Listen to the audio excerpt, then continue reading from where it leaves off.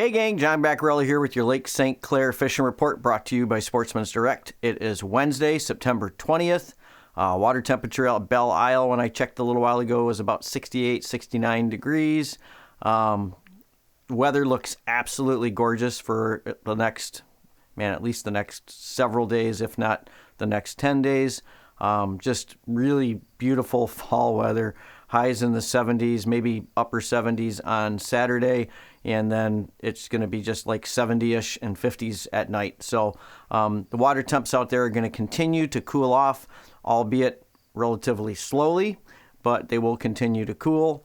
And you can see from, we're going to use that same image I used last week with shows the whole lake.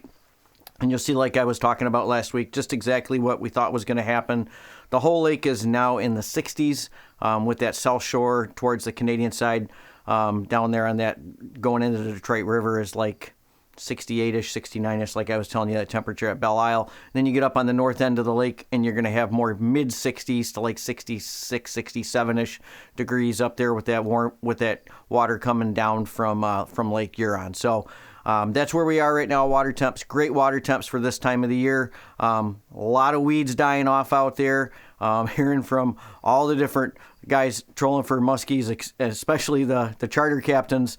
And I'd never heard this term before, and I thought it was hilarious, but I know they don't think it's hilarious. Baling hay. So, I mean, there's so much weeds out there. They're literally, it's like baling hay for those poor guys when they're out there trolling at the speeds that they troll. So they are really working their behinds off out there for their customers, trying to keep those baits cleared and working down in the water column where they need to be. And so, yeah, they're calling it baling hay, but they are still catching some really big fish. So charter captains like Captain Jason Quintano, Fins and Grins Charters, trolling over there on that Canadian side mostly, getting some beautiful fish over there as the other charter captains are as well. And then I know Garrett Samsel that we follow all the time, he does a lot more casting, and he's been boating some really nice fish for his customers as well. So, both ends of the lake, still getting some big fish.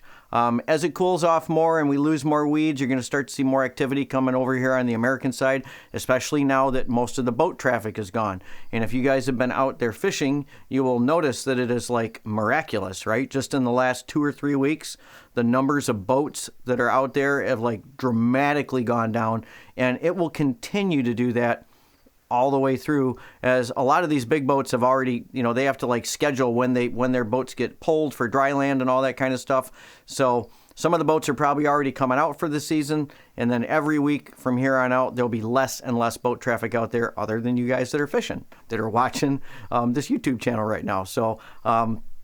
So anyways, the boat traffic is going to keep going down. Fishing's going to get better. Muskies are going to be more, at least muskie pressure on this side of the lake as we go forward. Wouldn't be a bad time to start casting if you're a caster over here on the American side now, because I think it's prime right now. So you start fishing out here anytime now, and you can expect to see better numbers of fish as we go forward. Now, all the fish are transitioning out there, like I was just talking about, with all the weeds dying off and those guys baling over on, baling hay over on that Canadian side.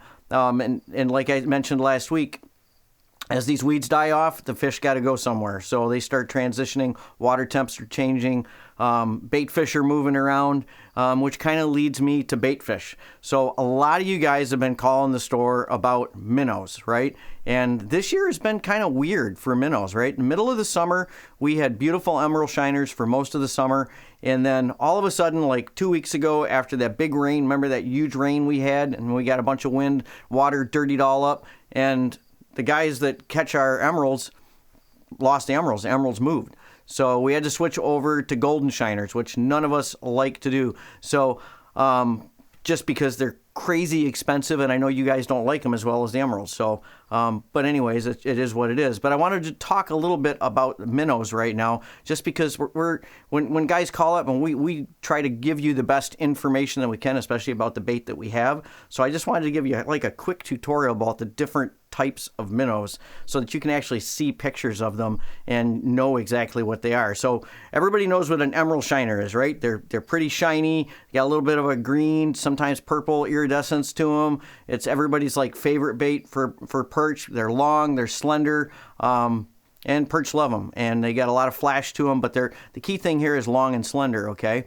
Now, probably one of the second best ones are sand shiners, which we had last week, which are not quite as shiny, but overall pretty much the same profile as an emerald shiner, same kind of shape. Now, both the emerald shiner and sand shiners are wild caught, meaning that they are native fish out here, and they are caught wild by the guys that we buy the bait from. And so when they can get them, they can get them. When they can't, they can't. Now, I just also talked about golden shiners. Now, golden shiners are generally farm raised. Yes, we do have wild golden shiners out here, but for the volume that we need from a bait standpoint, they could never catch enough golden shiners. And generally, most of the time, the goldies out here are huge. I mean, sometimes they're like 9-10 inches long. You guys will catch them in the wintertime through the ice. But the golden shiner is a farm-raised bait, usually coming out of either Arkansas or like Wisconsin. And they come in all different sizes. You guys that bass fish, you love those great big golden shiners, those 3, 4, 5-inch golden shiners. They're phenomenal bass bait. And then for the perch, we get the smaller golden shiners, which we call baby goldens. And they're usually like 1.5 inches to maybe 2.5 inches long, which is what we have right now in the store. Now, there's a couple of other species. Now, the other species that you guys talk about a lot of times, you talk about mud minnows.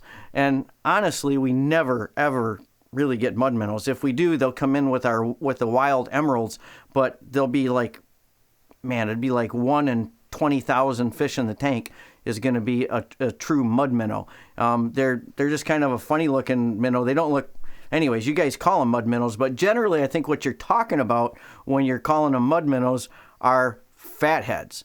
And fathead shiners, I don't like fathead shiners, and we rarely ever get fathead shiners in, only if it's like an absolute last resort and that's all that we can get. Now, down on Erie, the guys will use fatheads. Further north, they'll get fatheads a lot of times. Basically, all around the country, they'll use fatheads for all different things, including crappies and perch and even walleyes. But anyways, we rarely ever get fatheads. We haven't had fatheads in several years, and I hope I just didn't jinx myself now, and meaning that we're going to have to get them, but I hope not. So I hope we get emeralds again pretty quick. But anyways, that's the spiel on fathead shiners and all the different kinds of minnows that that we have to deal with as retailers in the industry. And hopefully now you've seen some pictures of them and you can ascertain exactly what kind of bait you're getting. But usually if you ask us, we know what we have, and I'll tell you, what kind of bait we have. And right now we've got baby golden shiners and bass golden. So that's the way it is for that. Now back to the fishing report. Shore casting is definitely picking up. Confirmation from several different guys that have gone out shore casting, like down at the point at Metro, down at South River Road, and they are catching walleyes, and they're catching decent numbers already too, which is phenomenal. So throwing either like swim baits or like your more traditional like stick baits like bombers and other jerk baits. So those fish are there right now. Weather permitting, it'd be great to go down and cast. You got great temperatures right now. It's very comfortable, and get in on that early walleye bite while it's going.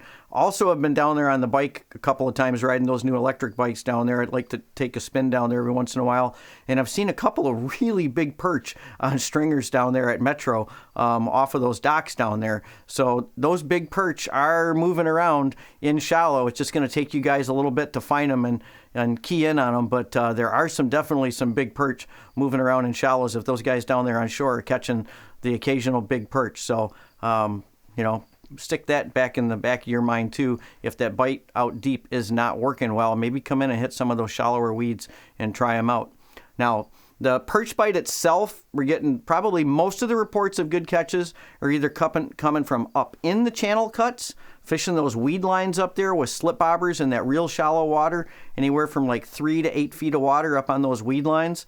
And then the lion's share, most of you guys are probably fishing out on that, straddling that Canadian border over there on the dumping grounds. So for the guys that are trying to stay in American waters, that's pretty much one of the best areas to go. And I've had confirmation from a bunch of different people that they've been getting really good catches over there. Now, if you've got your Canadian license and you want to go a little further, all the way from Pikes Creek up to the Puce, and then all the way up to the Bell River Hump.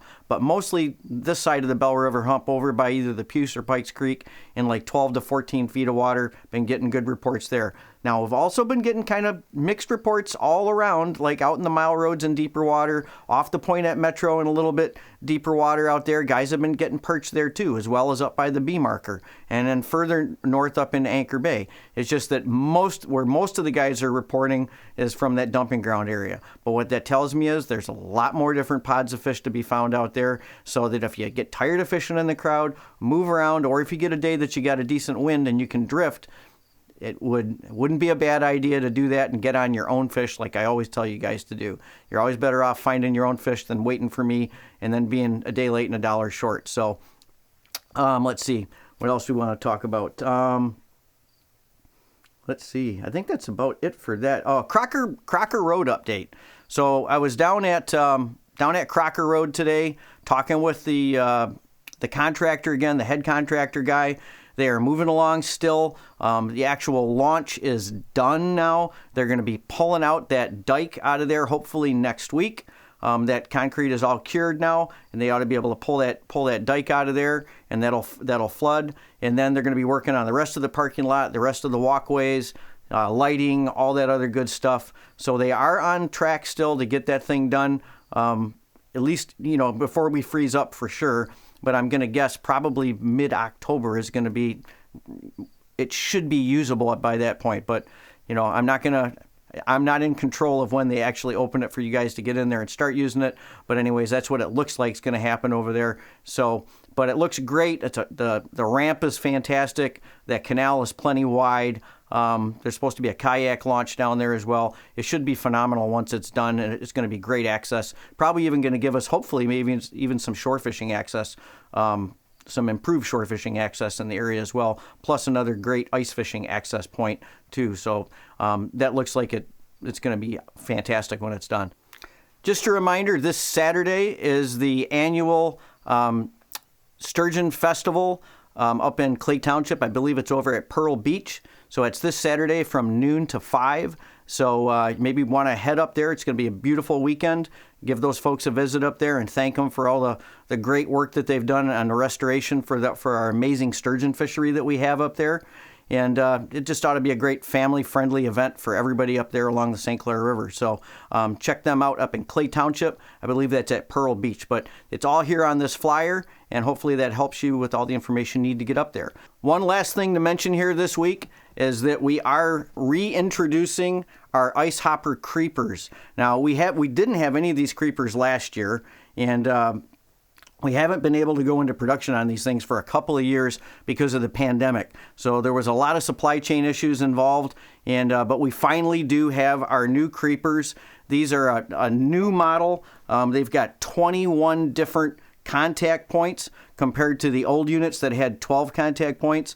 And these cleats go all the way up and around the nose. They are the same amazing quality that you guys came to expect from us previously, and with some upgrades on them. So these are going to be available both in the store and online starting this weekend.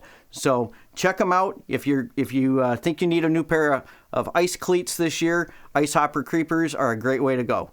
And with all of that said, we will see you in the store this weekend to get out and enjoy the beautiful fall weather. Hey gang, if you like our content, hit the little subscribe button and the bell icon, and you'll be notified as soon as we put out new stuff.